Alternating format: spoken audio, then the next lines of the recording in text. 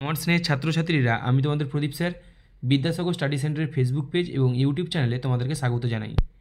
এখন আমি তোমাদের সঙ্গে যে পেজটি নিয়ে আলোচনা করব সেটি হলো 254।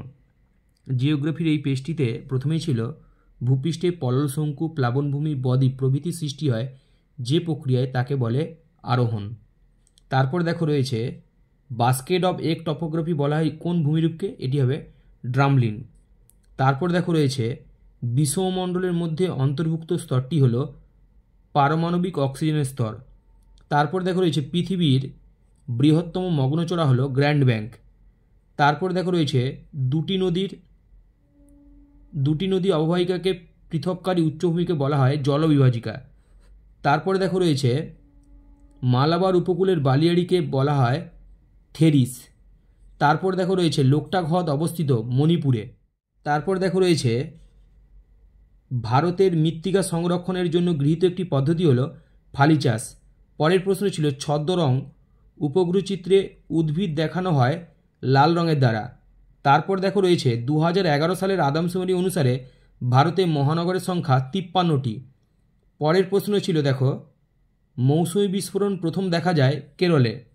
তারপরে দেখো রয়েছে কেন্দ্রশাসিত অঞ্চল লাদাখ পৃথক করেছে কোন রাজ্য, না জম্মু কাশ্মীর। তারপরের প্রশ্ন ছিল দেখো দুটি মুখ্য জোয়ারের মধ্যে সময়ের ব্যবধান 24 ঘন্টা 52 মিনিট। আর এমসিকিউর শেষ প্রশ্নটি ছিল পেট্রোরাসায়নিক শিল্পের মূল কাঁচামাল হলো ন্যাপথা। এরপর আমি চলে যাব শুদ্ধ অশুদ্ধতে। প্রথমে ছিল দেখো ব্যারোমিটারে প্রধান স্কেলের সঙ্গে ভার্নিয়ার স্কেলও থাকে, এটি হবে শুদ্ধ। তারপর দেখো রয়েছে লানিনার বছরে ভারতে বৃষ্টিপাত খুব কম হয়, এটি হবে অশুদ্ধ। তারপর দেখো রয়েছে ভূপৃষ্ঠে প্রতি 1000 মিটার উচ্চতা বৃদ্ধিতে 4.6 ডিগ্রি সেলসিয়াস হারে উষ্ণতা হ্রাস পায়, এটি হবে অশুদ্ধ, কারণ 6.4 ডিগ্রি সেলসিয়াস হবে। তারপর দেখো রয়েছে ভারত মহাসাগরে কোনো শৈবাল সাগর সৃষ্টি হয়নি, এটি হবে ঠিক। তারপর দেখো রয়েছে 2011 সালের জনগণনা অনুসারে ভারতের জনঘনত্ব প্রতি বর্গমিটার 382 জন, এটিও হবে ঠিক। তারপর দেখো রয়েছে উত্তরাখণ্ডের এক প্রকার হ্রদ হলো দুন, এটি হবে অশুদ্ধ, কারণ দুন হ্রদ নয় উপত্যকা।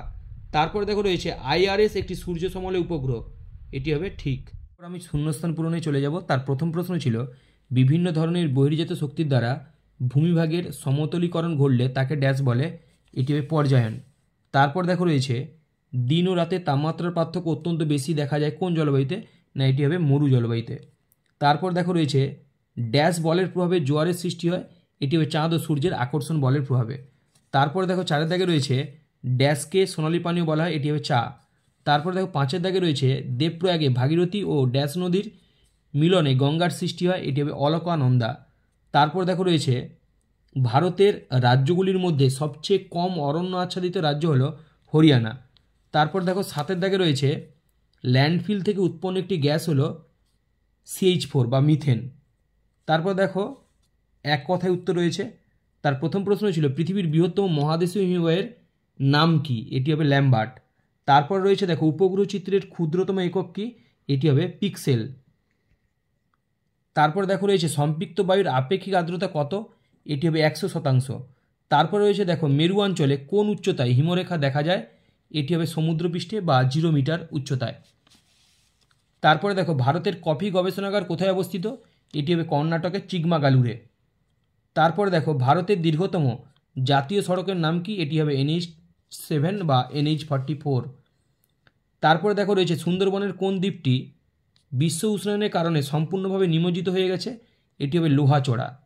তারপরে দেখো রয়েছে উপগ্রহ চিত্রে নদীকে বা জলভাগকে কী রঙের দেখানো হয়, এটি হবে গাঢ় নীল। এরপর দেখো একদম শেষে চলে এসেছি, বাম দিকের সঙ্গে ডান দিক। প্রথমটা ছিল ঝুম চাষ, এটি হবে মৃত্তিকা ক্ষয়। তারপরে দেখো বারাণসী, এটি হবে ডিজেল ইঞ্জিন।